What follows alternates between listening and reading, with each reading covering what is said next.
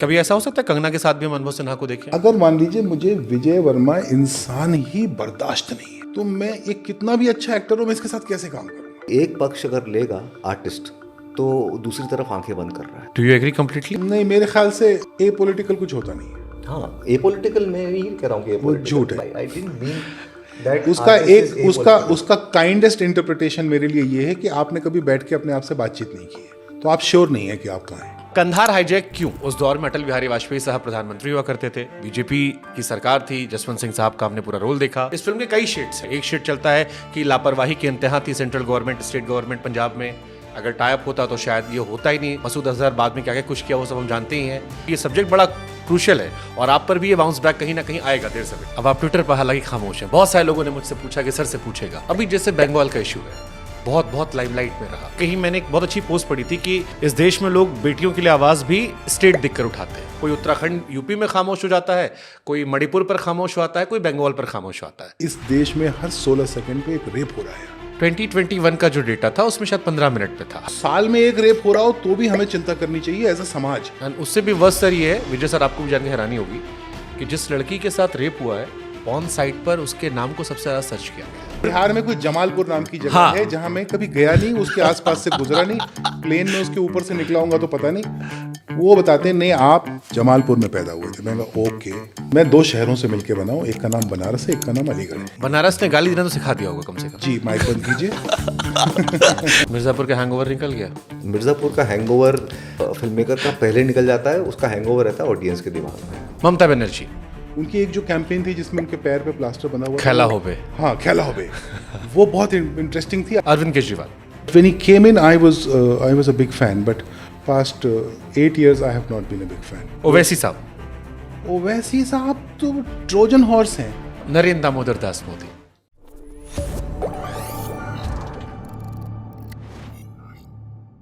चौबीस दिसंबर साल 1999 एक ऐसी घटना हुई जिसको लेकर आज भी लोग पशुपेश में हैं कि उस वक्त जो किया गया वो सही था, जो हुआ क्या उसे रोका जा सकता था।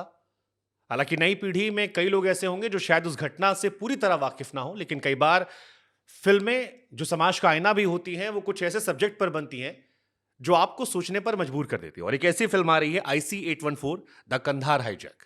अनुभव सिन्हा सर और विजय वर्मा जी, आप दोनों का बहुत बहुत स्वागत है। Thank you. आप सामाजिक विषयों पर हमने देखा है 2016 के बाद अनुभव सिन्हा एक अलग लीग में चले गए। मतलब लगता ही नहीं कि ये वही डायरेक्टर हैं जिन्होंने किस जमाने में तुम बिन बनाई थी। जी। बिल्कुल कॉन्ट्रास्ट फिल्में और बिल्कुल एक समाज से जुड़े हर विषय पे शुरू किया। 10 बनाई थी, फिर रावण बनाई थी। ये सीरीज है, ये हाँ, फिल्म नहीं है। ये सीरीज है 6 पार्ट की। वैसे यहाँ तो आप बड़े होंगे। मैं बहुत बड़ा हूँ यहाँ पर। लोग अभी भी कंफ्यूज रहते हैं कि मिर्जापुर में ये छोटे थे या बड़े थे। नहीं, हमने आदमी बहुत बड़े हैं। अभी मैं बहुत बड़ा हूँ। तो यहाँ पर आपके सीनियर हैं ये OTT पे। हाँ हाँ आपका डेब्यू है। हाँ, मेरी छत्र छाया में सर। तो सर पहला क्वेश्चन ये कि कंधार हाईजैक क्यों? एक सब्जेक्ट था 1999 का, जी। हुआ, अभी आपने से क्यों उठाया? नहीं, ये मैंने नहीं उठाया। ये एक्चुअली एक कैप्टन देवीशरण ने, जो उस फ्लाइट के कप्तान थे, उन्होंने एक किताब लिखी थी, फ्लाइट इनटू फियर। उसके राइट्स प्रोड्यूसर सरिता पाटिल जो मैच बॉक्स से हैं, उन्होंने ख़रीदे और फिर नेटफ्लिक्स और सरिता ने मिलके इसको करीब 3 साल राइटर त्रिशांत के साथ डेवलप किया। और फिर उनको पता नहीं क्यों लगा कि मुझसे बनवाना चाहिए, तो उन्होंने मुझे बुलाया और मैंने पढ़ा उसको। तो वो चूँकि कैप्टन साहब की किताब पर थी पूरी स्क्रिप्ट, तो वो ज़्यादातर एयरक्राफ्ट के अंदर क्या हो रहा था उसके बारे में बात करती थी। पर उन स्क्रिप्ट को पढ़ते हुए मुझे लगा कि यार नीचे क्या हो रहा है, सरकार क्या कर रही है, कौन लोग हैं जिन्होंने हाईजैक किया है, काठमांडू से क्यों हाईजैक हुआ, कांधार क्यों जा रहा है। तो ये सवाल मुझे परेशान करने लगे। तो फिर मैंने नेटफ्लिक्स से बात की, मैंने कहा मुझे इसमें बहुत दिलचस्पी है, प्लेन के अंदर तो है दिलचस्पी। तो उन्होंने कहा ठीक है तुम करो। तो फिर त्रिशांत और मैं बैठे और हमने फिर नए सिरे से रिसर्च और राइटिंग सब शुरू हुई। फिर एक बड़े मशहूर पत्रकार हैं, ऑथर हैं, फिल्म मेकर हैं, एड्रियन लेवी लंदन से, उनकी मदद ली। और फिर इसकी रंगत बदलती चली गई और ये वो बना जो अब है। तो ये बुनियादी आइडिया मेरा नहीं था, ये सरिता का और मोनिका का था। बट सर मेरे मन में आपको लेके एक क्वेश्चन बार बार आता है क्योंकि स्टारकास्ट बहुत अच्छी है, ये कई सारे ऐसे एक्टर्स हैं जिनको देखना मजा आएगा।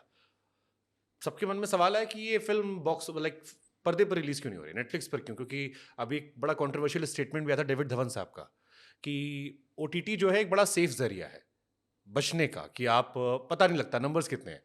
और उन्होंने ये भी स्टेटमेंट था उनका कि थिएटर में आओ अपनी औकात दिखाओ, ये उनके कोट थे। तो ओटीटी क्यों? क्योंकि ऐसी फिल्म हर इंसान देखना चाहेगा जाकर। नसीर साहब वहाँ पर है, पंकज सर है, विजय वहाँ पर है और कई कमाल के एक्टर्स हैं।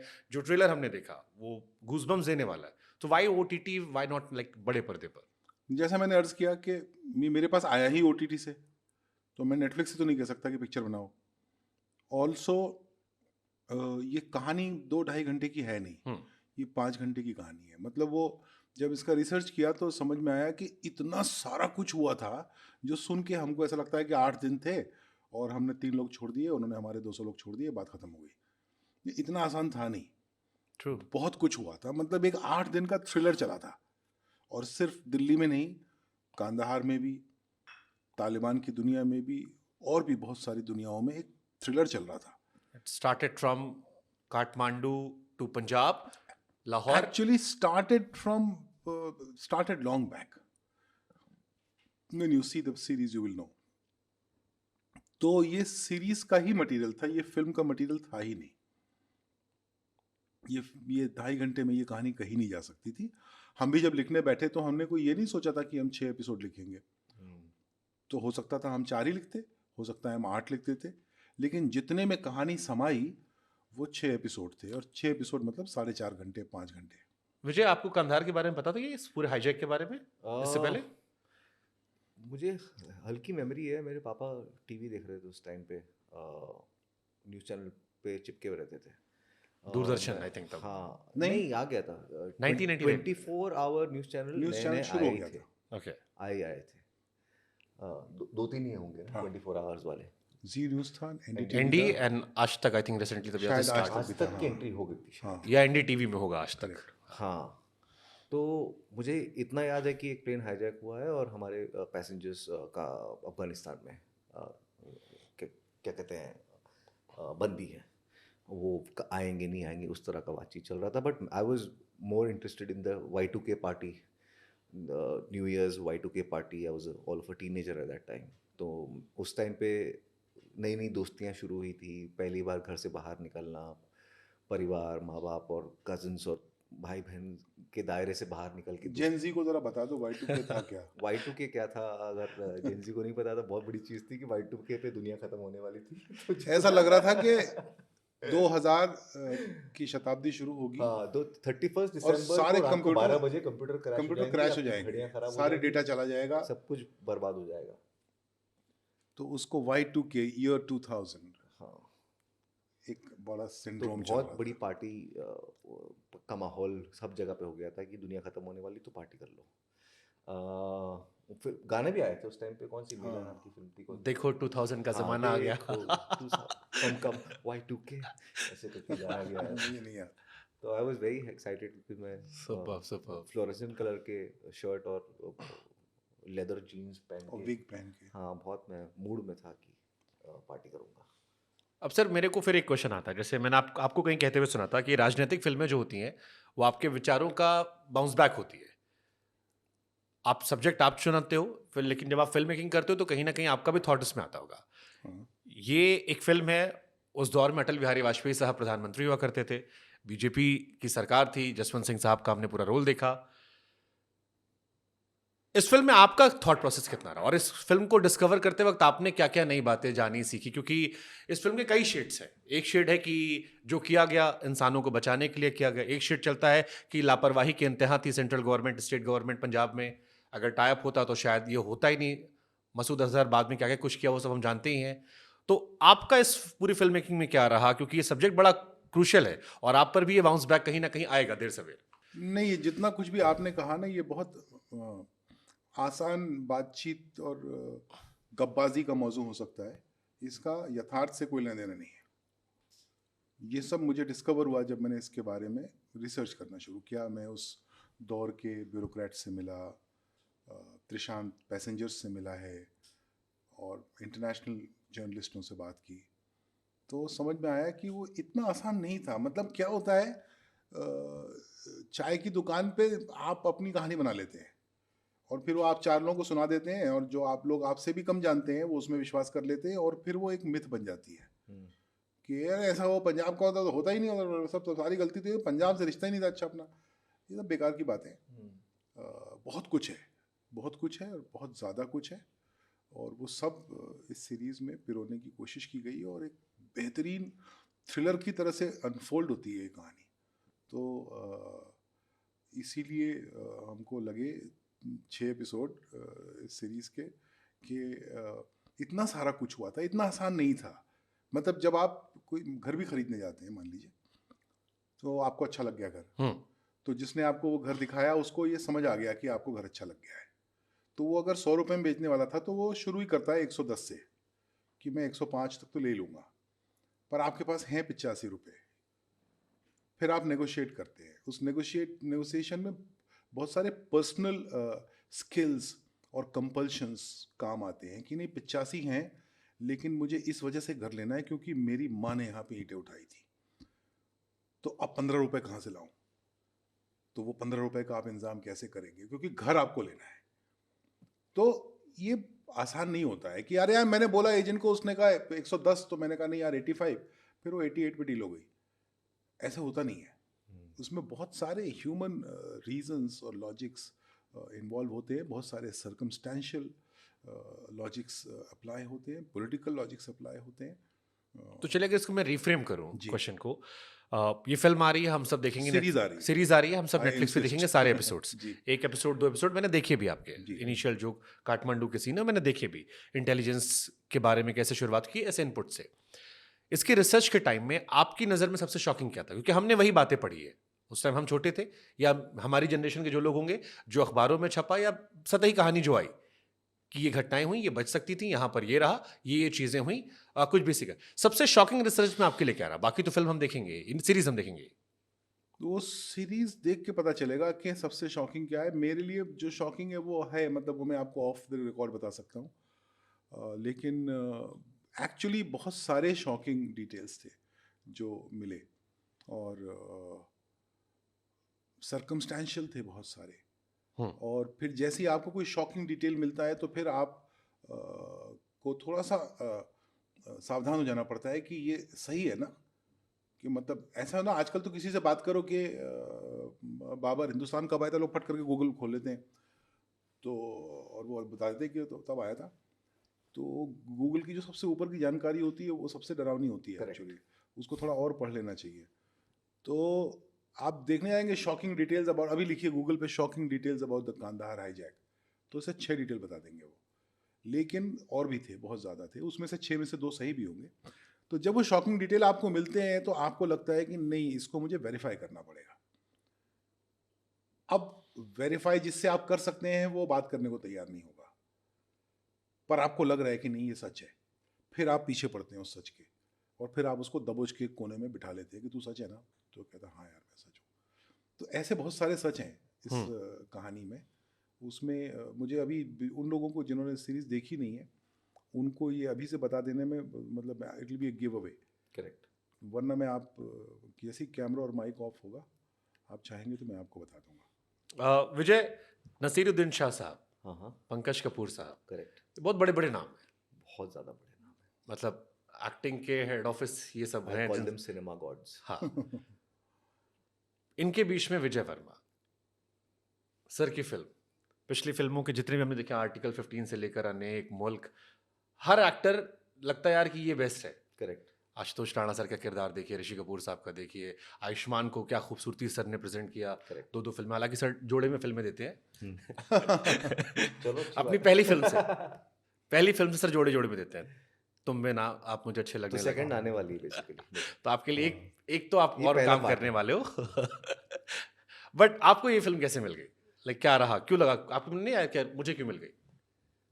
हाँ, मुझे इस बात का बहुत खुशी है कि मुझे मिल गई, और क्यों मिली मैं जानता हूँ। क्योंकि इनको मेरा काम पसंद है, मुझे इनका काम पसंद है, हम दोनों के साथ में काम करने की इच्छा भी थी। और मेरे लिए थोड़ा सा वेलकम चेंज भी था कि क्योंकि मैं काफ़ी डिस्टर्बिंग कैरेक्टर्स प्ले करके आ रहा था, तो कुछ एक सॉफ्टर, एक लाइटर, एक मोर नोबलर। मोर नोबल, एक, हाँ, एक सौम्य, एक विद्वान, एक अच्छा इंसान प्ले करने का मौका मिल रहा था। तो and I just feel like this, आपने जो नाम गिना है वो नाम सुनने के बाद में कोई बेवकूफ़ ही होगा जो नहीं करेगा। मिर्जापुर का हैंगओवर निकल गया। मिर्ज़ापुर का हैंगओवर एक्टर और फिल्म मेकर का पहले निकल जाता है, उसका हैंगओवर रहता है ऑडियंस के दिमाग में बहुत लंबा। आई एम श्योर अभी पूरा इंस्टाग्राम भरा पड़ा रहता हाँ, होगा, अभी भी इस पोस्ट के नीचे लिखा है कि छोटे त्यागी बड़े त्यागी। हाँ, छोटे हैं या बड़े, यही लिख रहे हैं हाँ, इस पे भी। आई एम श्योर, क्योंकि मैंने भी आपका जिक्र किया तो केवल यही चला था, छोटे त्यागी बड़े त्यागी, दद्दा, सलोनी भाभी। Correct. It was all about, मेरे को लगा है मिर्जापुर का कितना। Mirzapur is the biggest, it's got the biggest fandom. But isn't that great कि रंगरेश में आधा चेहरा आपका दिख रहा था, आज हाँ। मैंने देखा कि बड़े बड़े किरदार हैं, नसीर सर हैं, पंकज सर हैं, कमाया उसमें है। उसमें बीच में विजय वर्मा बैठा हुआ है। ये कमाया है मैंने, पोस्टर में नहीं होने से, आधा चेहरा होने से, शैडो में होने से, टूटा फूटा चेहरा होने से, अब मेरा चेहरा फाइनली आ गया। टोपी लगा के आया। सर ये हायरिंग जितने स्टारकास्ट को आपने इसमें रखा है, सबसे टफ कौन था? मैंने सुना कि पंकज कपूर शायद सर रेडी नहीं हो रहे थे। अफवाह है, खुद ही बोल रहे हैं। मैंने ही फैलाई है। वैसे आपने कई साल पहले ही फैलाया था कि उन्होंने आपको बेटा कहना शुरू कर दिया था। हाँ, उन्होंने अचानक, क्या होता है ना, एक थोड़ी सी उम्र के बाद ना कुछ लोग मेरे जीवन में हैं जो ऐसे उम्र ओढ़ना शुरू कर देते हैं। आप तो जवान होते जा रहे हैं, मैं देख रहा हूँ, सब एकदम पूरा स्टाइल चेंज कर दिया मैं आपने। जवान हूँ, अरे फोटोज आ रहे हैं इंस्टाग्राम पे, देखो। अभी दिखाई मैंने हाँ, फोटो। हाँ। अभी नहीं आने वाली है और एक। तो नहीं, वो तो पंकज भाई ने काम करना कम कर दिया था, ये वो, तो फिर उनको ऐसा हम लोग धक्का देते रहते, काम करो सर, क्या करना है, फिट आदमी है तो काम क्यों नहीं करना चाहिए। पर वो थोड़े जल्दबाजी में काम नहीं करते हैं, तो उन्होंने ऐसे, वो मज़ाहिया बात है, एक मैंने जो बोलता कि उन्होंने ना बोल दिया था, वो हाँ बोला था ना, लेकिन उनको भी मालूम था और मुझे भी मालूम था कि करा तो मैं लूँगा इनसे। हाँ, फर्स्ट रिस्पॉन्स तो नहीं करना है, वो लव लैंग्वेज है। मैं नहीं करूँगा। It's a love language. पर वो करना था ना मुझे। मैं सब आ गए। शुभांकर, राइट? या शुभांकर सब आ गए, आप नाम लो, सब आ गए। और अगर किसी और को बुलाते वो भी आ जाते। इनका है थोड़ा दबदबा। दबदबा नहीं है, मैं चपरासी टाइप का आदमी हूँ, मैं पटा नहीं, लेता हूँ। खुश रखते हैं, खुशी से काम करते हैं, डेमोक्रेटिक प्रोसेस है। हाँ, मतलब जो आदमी करण जौहर और यशराज कैंप से शाहरुख खान को निकाल के ला सकता है, हाँ, तो किसी को भी ला सकता है। मैंने इसको ऐसे नहीं देखा कभी। और शाहरुख खान से 100 करोड़ का बजट भी लगवा सकता है। करेक्ट। हाँ। नहीं, आ जाते हैं, इनके लिए आ जाते हैं लोग। और ये भी नहीं पूछते हैं कि मेरा कितना, उसका कितना। तो है, जब काम में ईमानदारी हो ना, तो लोग आ जाते हैं। बट सर काफी चेंजेस, लाइक मैं फिर बार बार कह रहा हूँ, मैं आपकी जो पूरी जर्नी देखता हूँ, आप सोनू निगम के साथ शुरुआत में गाने आपने बनाए, उसके बाद फिर तुम बिन आई, आप मुझे अच्छे लगने लगे, 10, उसके बाद बिल्कुल एक अलग इंसान नजर आ रहा है। बीते 7-8 सालों से आपकी जितनी भी आखिरी फिल्में आई हैं, भीड़ से लेकर जितनी भी आ रही हैं, तो ये अब टोटली फोकस सामाजिक विषय पर, क्योंकि कई लोगों ने मुझसे कहा कि ये ख्याल 2014 के बाद आया या उसके पहले भी था, बट तब इतनी लिबर्टी नहीं थी फिल्में चूज करने की, क्रिएटिविटी दिखाने की। ये सारी जो फिल्मों का सिलेक्शन आपका है, ये बिल्कुल सामाजिक विषयों पर है, सियासी विषयों पर है। तो ये थॉट अभी और बैक टू बैक ऐसे चल रहे हैं, अच्छे अच्छे सब्जेक्ट आपने चुने, नॉर्थ ईस्ट का सब्जेक्ट है, दलितों का सब्जेक्ट है, मुल्क बहुत अच्छी स्टोरी थी, हम लोग अभी भी देखते हैं, एंजॉय करते हैं। तो ये सब्जेक्ट बैक टू बैक ये कोइंसिडेंस हो रहे हैं या अब आपकी चॉइस ही हो गई है? मुझे पता नहीं यार, मुझे कल ही, मैं परसों किसी दोस्त से बात हो रही थी, मैंने कहा अब ये कभी रिटायर सा हो जाऊंगा तब बैठ के सोचूंगा तो शायद समझ में आएगा कि ये क्या हुआ क्या था। क्योंकि आपकी बात सही है कि एक मेजर टर्न अराउंड है एक इंसान के फिल्मी करियर में। इनफैक्ट एक दूसरा टर्न अराउंड फिर आने वाला है। अब जो आने वाली फिल्में हैं वो इन सारी फिल्मों से अलग होंगी। इनका मुझे पता होगा कि मैंने ये चेंज जो होगा ये क्यों होगा, लेकिन मुझे उस चेंज का नहीं पता है। वो शायद थोड़ी भूख थी एक डायरेक्टर कहलाए जाने की, कुछ पॉलिटिकल व्यूज़ मेरे थे जो शायद मेरे अंदर थोड़े जज्ब थे और जिनको मुझे एक्सप्रेस करना था। तो वो एक दौर था, एक मतलब मैं जवान हो रहा था, मैं बालिग हो रहा था, एज फिल्म मेकर बालिग हो रहा था। 2000 में फिल्में बनाना शुरू किया और 17वां साल था 2017 जब मैं मुल्क बना रहा था, तो एक फिल्म मेकर बालिग हो रहा था। तो मैं बालिग हो गया। नहीं, मैंने आपको पढ़ा, ट्विटर पे लिखा था आपने, quite people speak at the right places. या अब आप ट्विटर पर हालांकि खामोश हैं। बहुत सारे लोगों ने मुझसे पूछा कि सर से पूछेगा कि सर आप इतने खामोश क्यों गए, अब आप केवल फिल्म शेयर कर देते हैं, एक ज़माने में आप खुलकर लिखते थे, खुलकर एक्सप्रेस करते थे, अभी थोड़ी सी खामोशी है। यार ट्विटर से थोड़ा सा मैं एक्चुअली मैं इस देश के लिबरल समाज से ही थोड़ा डिसइल्यूजन हो गया।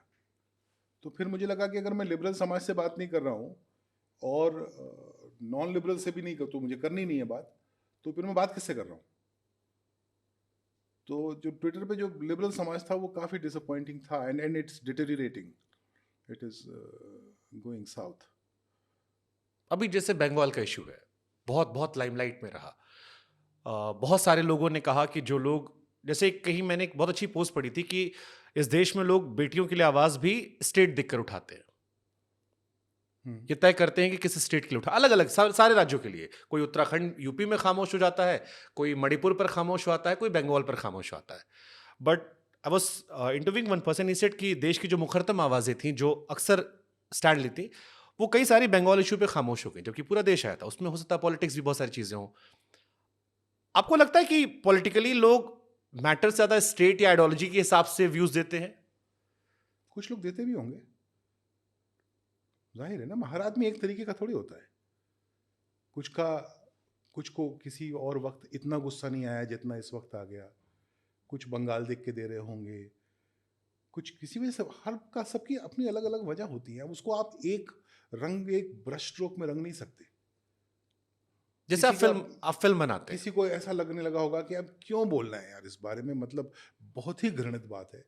अब इस पे बोलने की भी कम मन नहीं करता कि इस देश में हर 16 सेकंड पे एक रेप हो रहा है यार। जैसे मुझे ऐसा फील होता है कि क्या बोलूं इसके बारे में। मतलब ये अब मेरे लिए तो ये लॉ एंड ऑर्डर से बढ़ के बहुत सोसाइटल इशू है जिस देश में, correct me if I am wrong, this is what I have been told, that every 16 seconds there is a rape happening in this country. 2021 का जो डेटा था उसमें शायद 15 मिनट पे था, हर 15 चलो मिनट में भारत में 15 मिनट पे एक भी हो रहा महिला है, के साथ रेप हो रहा है भारत मतलब में। उस साल में एक रेप हो रहा हो तो भी हमें चिंता करनी चाहिए एज अ समाज। बाकी पुलिस और वो सब तो भूल जाइए, पुलिस, राज्य, प्रदेश सब भूल जाइए। समाज को परेशान हो जाना चाहिए कि बलात्कार हो रहा है यार हमारे देश में। And उससे भी वर्स्ट सर ये है, विजय सर आपको भी जान के हैरानी होगी कि जिस लड़की के साथ रेप हुआ है, पॉर्न साइट पर उसके नाम को सबसे ज्यादा सर्च किया गया है। अब वो कल पढ़ा कि कुल बम्बई में कुछ हुआ है, महाराष्ट्र में कुछ हुआ है, कल वापस वैसे ही प्रदर्शन चल रहे हैं। और बदलापुर नाम की एक जगह है। ये तो जब कोई एक बहुत घृणित होता है तो बाकी सारी खबरें हाईलाइट हो जाती है, अदरवाइज तो हाईलाइट होती ही नहीं है। हाँ, वो तो हम कह रहे हैं ना कि हर 15 मिनट में होती है। I think the whole society needs to, in a very, very organized concert, sit down within their families, extended families and friends कि हम क्या कर सकते हैं, हम कैसे एक बेसिक लेवल पे एक आदमी, एक महिला के लिए ऐसा सोचे भी ये गलत है, इस बात को हम कैसे आगे बढ़ा प्रोपगेट कर सकते हैं। I don't know. I feel like I've heard, I don't know how true this is, in America, these pedophiles or sex offenders or rapists, or some of them are marked. There are literally maps that you can go, and parents can choose a neighborhood depending on, उसमें दिखाते हैं, they are marked so that they show, They're in this area.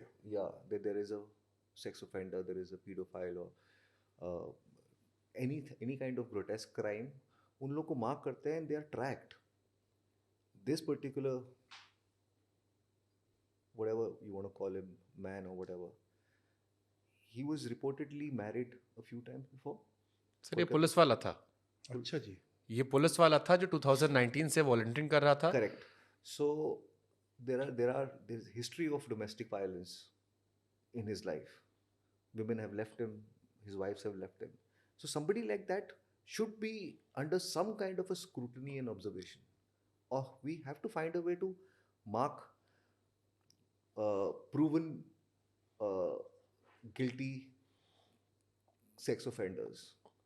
And they have to be under some kind of, थोड़ा डर बना के तो रखना पड़ेगा ना, ये खुले कैसे घूम रहे हैं। मैं आपको मैंने क्योंकि इस पे स्टोरी की थी, निर्भया हैपेंड इन 2011, या 2012 11 or 12, 2012 yes, हाँ। शायद, yes। निर्भया के बाद बहुत सारे रूल्स चेंज किए गए, बट जो ग्राफ है बहुत ज़्यादा बढ़ गया है।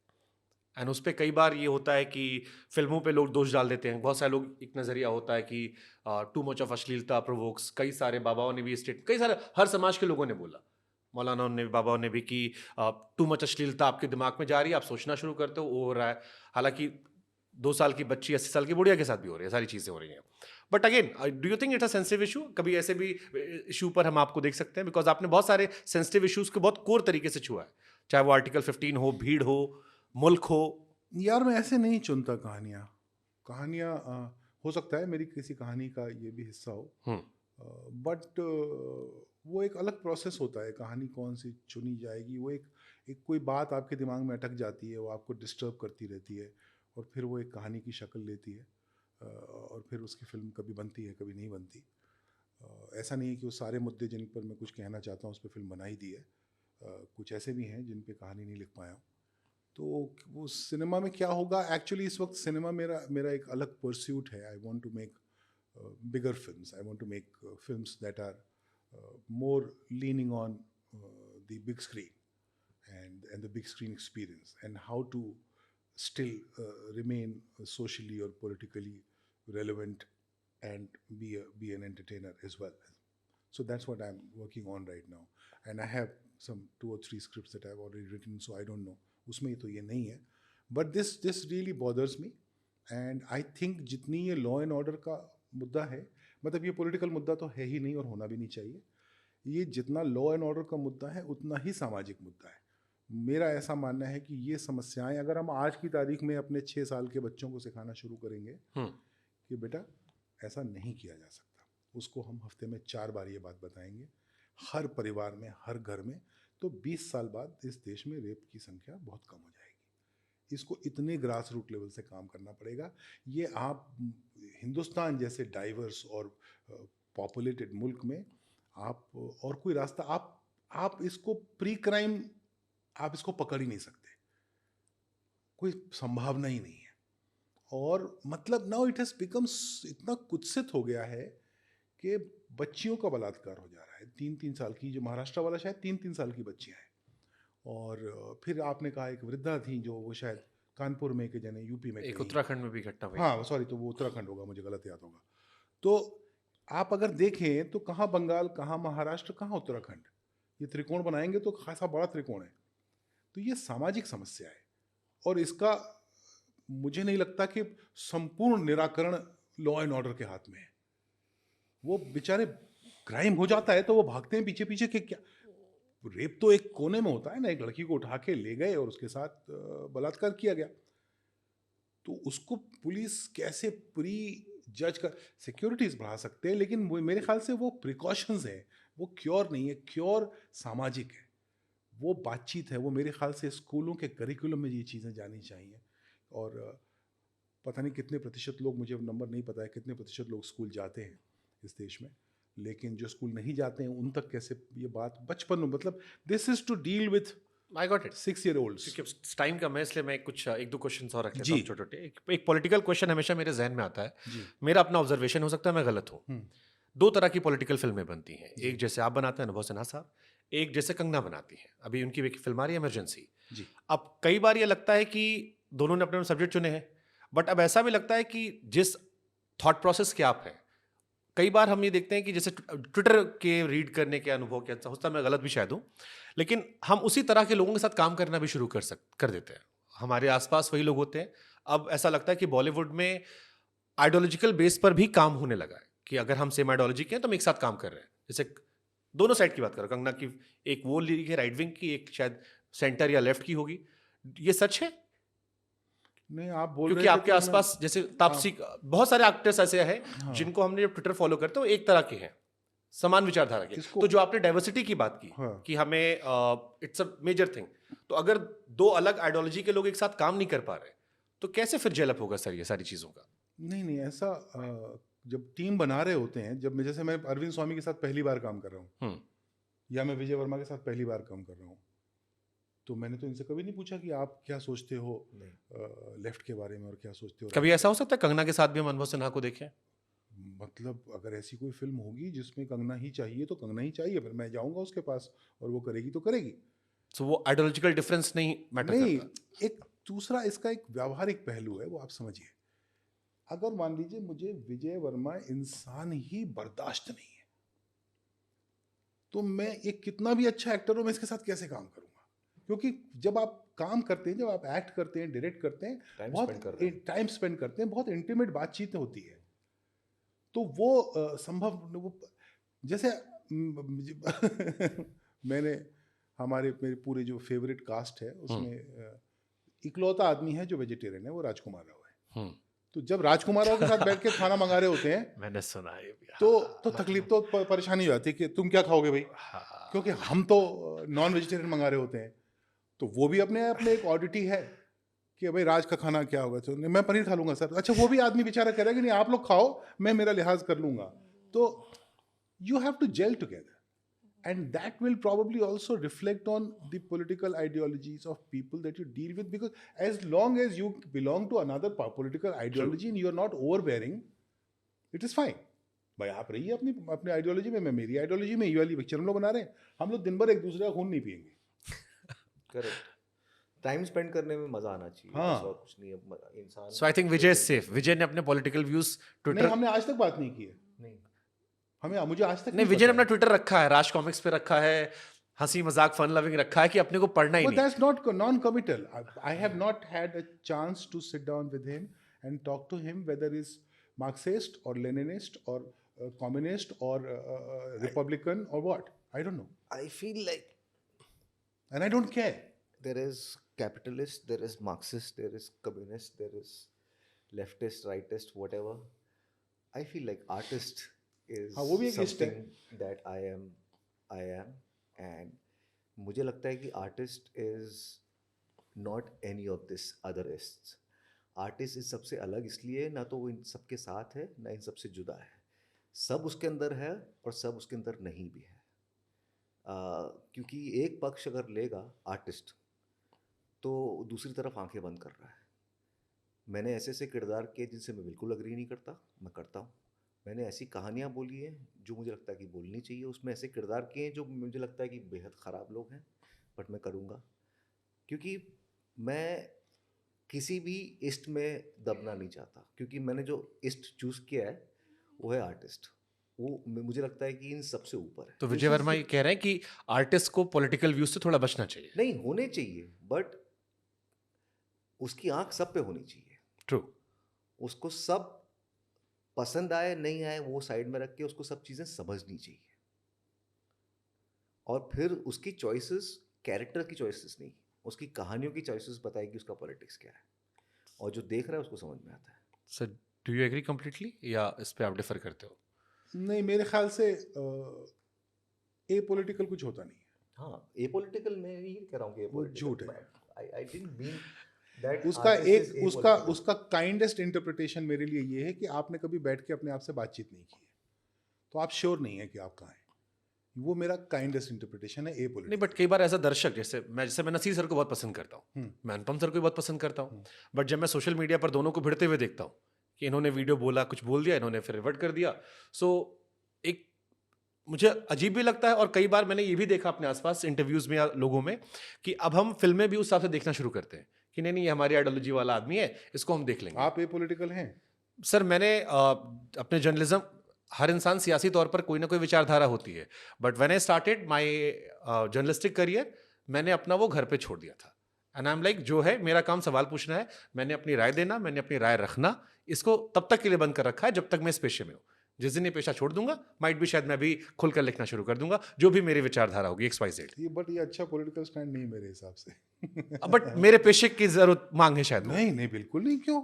हर journalist, authors, dramatist, actors, directors, poets. But फिर ऐसा हो सकता है शायद आपको इंटरव्यू ना दे। फिर क्यों नहीं दूंगा? मैंने आपके बहुत सारे इंटरव्यूज जैसे देखे। मैंने आपको बताया, अगर आप ओवर बेयरिंग नहीं है ओके, इंसान, तो आपकी कोई भी पॉलिटिकल आइडियोलॉजी हो, आप मोस्ट वेलकम है। इंसान ओवर बेयरिंग नहीं होना चाहिए। फिर वो फिर क्या होता है, फिर बैठ ही नहीं पाऊंगा तुम्हारे साथ, बात ही नहीं कर पाऊंगा। ट्रू। अब मैं इसलिए तो नहीं कि तुमसे बातचीत करना बंद कर दूंगा कि तुम मार्क्सिस्ट हो। ट्रू कितनी रिडिकुलस बात है यार, True. कितनी इनटॉलरेंट बात है कि आपकी पॉलिटिकल आइडियोलॉजी मेरी आइडियोलॉजी से मेल नहीं खाती तो मैं आपसे बात ही नहीं करूंगा. This is so fascist, so undemocratic and so intolerant. I've read your Twitter. 4 में से 2 क्वालिटी होनी चाहिए.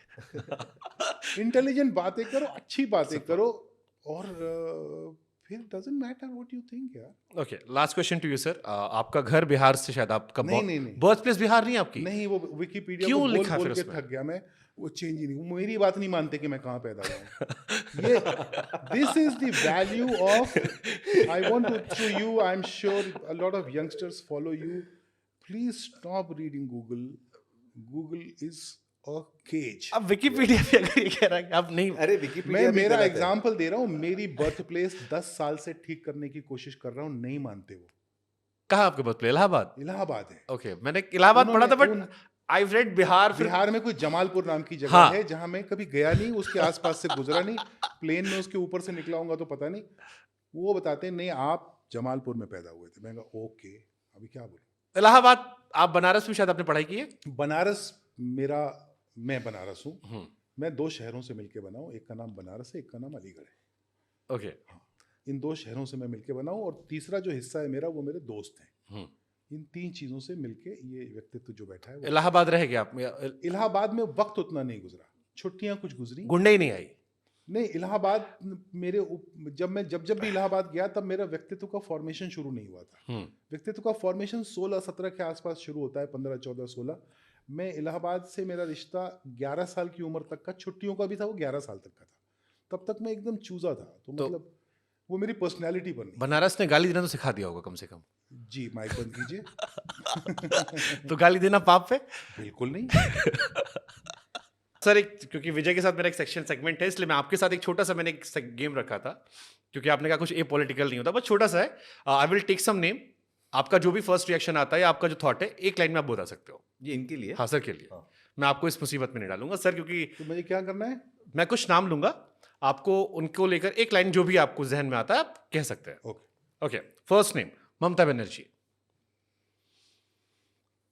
मैं उनको जानता बहुत कम हूँ, लेकिन हमेशा वो बहुत कंट्रोवर्सी में रहती हैं. मतलब उनके करियर के बारे में बहुत कम जानता हूँ, इसलिए मैं कुछ ज़्यादा, मैं I am not that guy who will cop out, you know that. Okay. सो बस मेरी उनके बारे में अपने, बहुत ज़मीनी है, ज़मीन से पॉलिटिक्स करती हैं, और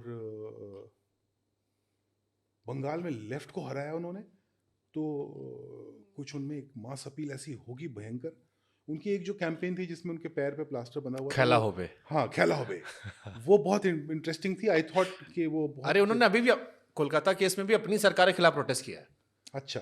सड़कों, she is a home minister, she is a chief minister, she is a home minister, she is a health minister, और वो खुद सड़कों पर थी इस केस में. हाँ, so I like that about her, that she gets on the ground.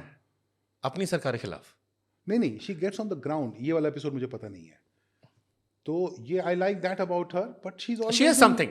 She has some mass connect which is, आधे नेताओं का तो मास कनेक्ट ही नहीं So, होता. according to you, who is more democratic, PM Modi और Mamata Banerjee?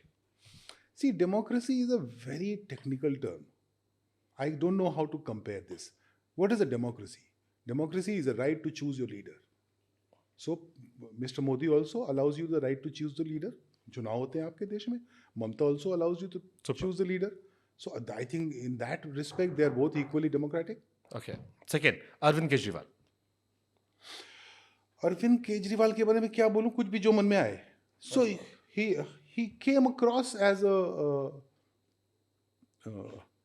I have not been in sync with him past 8 years, 7 years. But when he came in, I was a big fan. But past 8 years, I have not been a big fan. Okay. Disappointed. I am very intrigued. Maybe I am not getting him right because I knew him personally. Okay. Owaisi साहब. ओवैसी साहब तो Trojan horse हैं. अब ये आप figure out कर लीजिएगा मैंने क्या कहा. ठीक है. नरेंद्र दामोदर दास मोदी. मतलब इतने मेहनती आदमी देश में बहुत कम है. और कितनी उम्र होगी उनकी? 72, 73, 74 साल के हैं. Something like that. हाँ, something like that. The way that वो भी आपकी तरह जवान है. जवान है कि नहीं मुझे पता नहीं, but he is very very driven and he's very hardworking. I disagree profoundly with him on most of his policies, but there's nothing personal. Okay, last, Prashant Kishore. I know nothing about him, and I don't think I need to. Okay sir, आपको बहुत बहुत शुभकामनाएं आपकी film के लिए. Let's just hope कि जैसे तुम्बन में आपने झंडे गाड़े थे, अभी भी हमारी मेमोरीज में वो फिल्म है. आई एम श्योर हमारी जनरेशन या उससे पहले जनरेशन सबके जहन में है. मुझे भी ऊपर से तथास्तु की आवाज सुनाई. ऐसे ही इस फिल्म को, इस सीरीज को लेकर भी आपकी जो शुरुआत है, हमारे कहते हैं बोहनी, जी, बोहनी तगड़ी हो आपकी. तथास्तु. Thank you so much.